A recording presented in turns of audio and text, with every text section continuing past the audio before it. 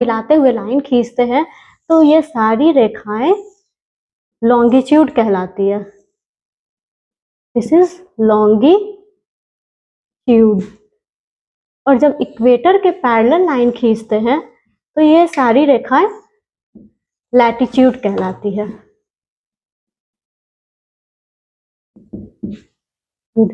अक्षांश और देशांतर रेखाओं के माध्यम से ही हम किसी भी स्थान का एग्जैक्ट लोकेशन जान पाते हैं कि पृथ्वी पे, अर्थ पे कौन सा स्थान कहाँ है।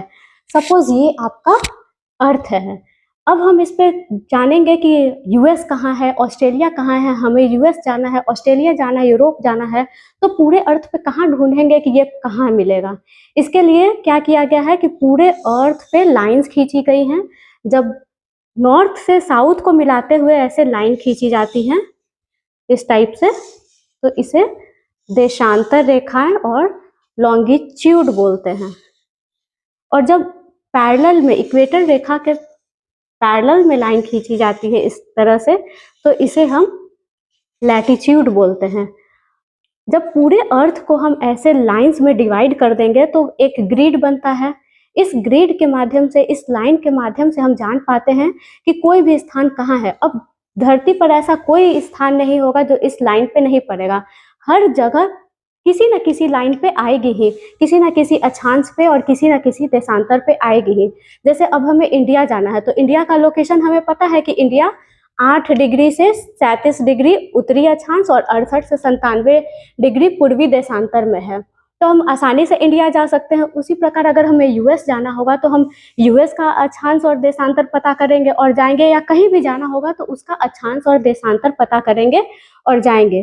तो इसी पुराने जमाने में क्या होता था, जब नौका चलती थी, लोग खोज करते थे दूसरे दूसरे स्थानों की, तो इसी प्रणाली के माध्यम से, इसी अक्षांश और देशांतर, इसी ग्रिड प्रणाली के माध्यम से लोग एक जगह से दूसरे जगह जाते थे।